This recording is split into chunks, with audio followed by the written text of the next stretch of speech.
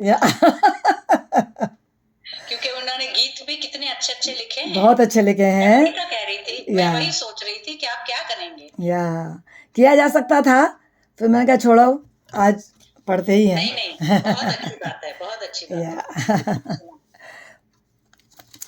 चलिए, धूम मचाले की संचालिका, तन मन की स्वामिनी माननीय मीनूपुरी जी, धूम मचाले में धूम मचाने वाले सभी भाइयों बहनों के सामने सज रहे हैं गुलदस्ते। सभी भाई बहनों के सामने सज रहे हैं गुलदस्ते और सावित्री करती है सबसे करबद्ध नमस्ते। आज का विषय है कवि नीरज जी और साहिर लुधियानवी जी। दोनों ही को कभी भुलाया नहीं जा सकता, पर मैं कवि नीरज जी के बारे में कुछ भाव रखने के प्रयास कर रही हूँ। ज़रूर। किसी ने कहा है कि क्रिकेट जगत की कल्पना सचिन के बिना अधूरी होती है, फिल्म जगत की कल्पना अमिताभ बच्चन के बिना अधूरी है और संगीत की कल्पना लता रफ़ी जी के बिना अधूरी है। उसी प्रकार कवि जगत की कल्पना गोपाल दास नीरज जी के बिना अधूरी है। माननीय नीरज जी का जन्म 1925 में उत्तर प्रदेश के जिला एटा, जो कि अलीगढ़ से बहुत नज़दीक है, में हुआ।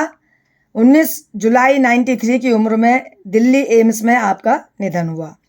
बचपन में आपको किसी से प्रेम हुआ पर शादी न हो सकी, इसलिए उनका दर्द उनकी कविताओं में महसूस किया जा सकता है। कई जगह परिवार पालन के लिए कार्य किए, असफल रहे और अंत में आपने अलीगढ़ के डीएस कॉलेज में हिंदी प्रोफेसर का काम संभाला।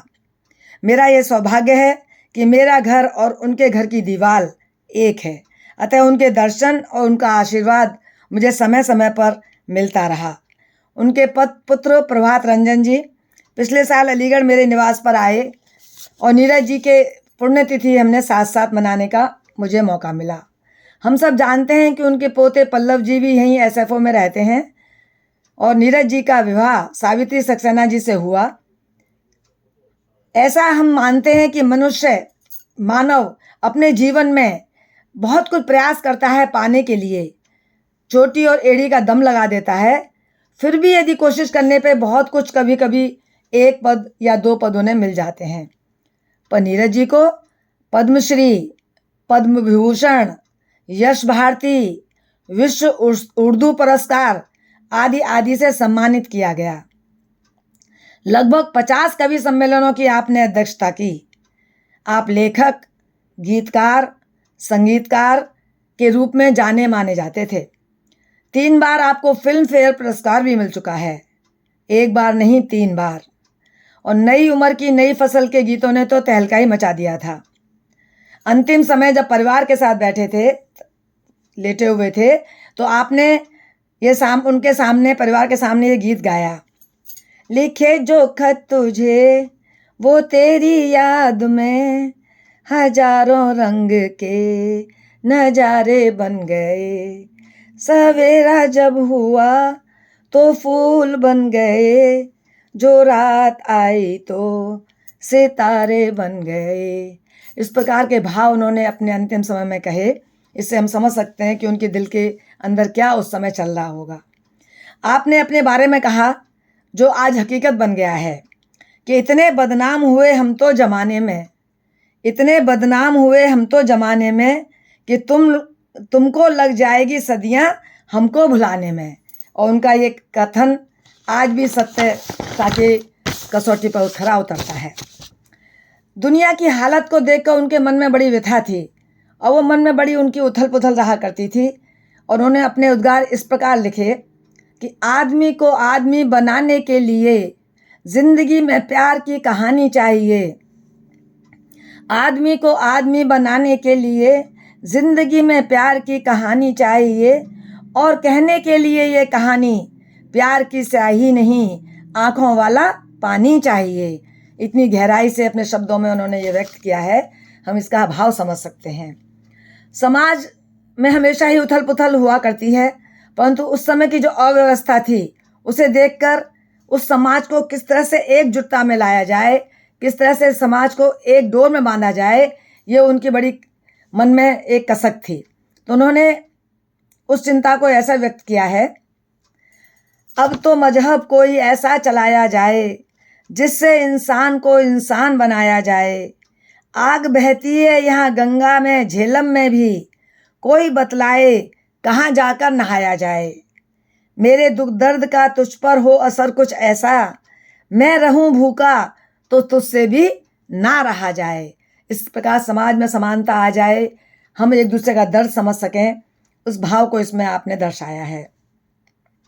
जीवन की सत्यता को दर्शाते हुए आपने कुछ पंक्तियां लिखी हैं जो हृदय में उतर जाती हैं कि गीत जब मर जाएंगे फिर क्या यहाँ रह जाएगा, गीत जब मर जाएंगे तब फिर यहाँ क्या रह जाएगा, एक सिसकता आंसुओं का कार वहाँ रह जाएगा। आग लेकर हाथ में पगले जताता है किसे, जब ना ये बस्ती रहेगी फिर तू कहाँ रह जाएगा। इस प्रकार की उन्होंने कविता में अपने शब्दों द्वारा उद्घृत किया है। यूँ तो कहने के लिए, सुनने के लिए और सुनाने के लिए इतना कुछ है, इतनी अच्छी अच्छी उनकी कविताएं, उनके कोटेशंस हैं कि यदि मैं पूरा सुनाना चाहूँ तो शायद पूरा धूम मचाले का समय ले लिया जाएगा, इसलिए बहुत समय चाहिए उन सबको बताने के लिए। परंतु 1972 की एक जो मूवी आई थी मेरा नाम जोकर, आप लोगों ने देखी भी होगी, सराही भी होगी, और वो मूवी अमर हो गई। उसमें जो उनका एक गाना था वो आज भी यदि हम गाने लगते हैं तो पैर थिरकने लग जाते हैं। ए भाई जरा देख के चलो, आगे ही नहीं पीछे भी, दाएं ही नहीं बाएं भी, ऊपर ही नहीं नीचे भी।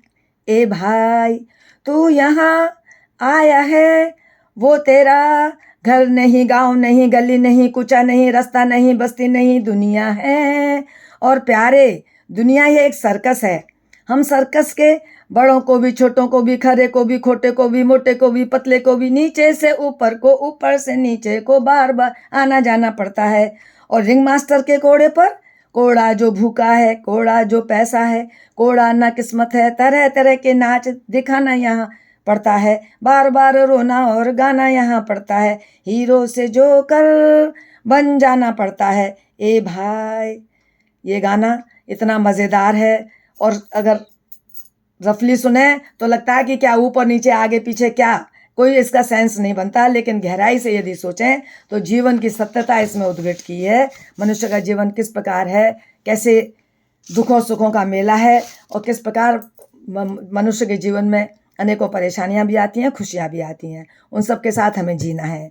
आने वाली सदियां उनको कभी भुला नहीं सकेंगी कि सूरज की भांति उगता है कोई कोई, जीवन में मनचाहा लक्ष्य पाता है कोई कोई।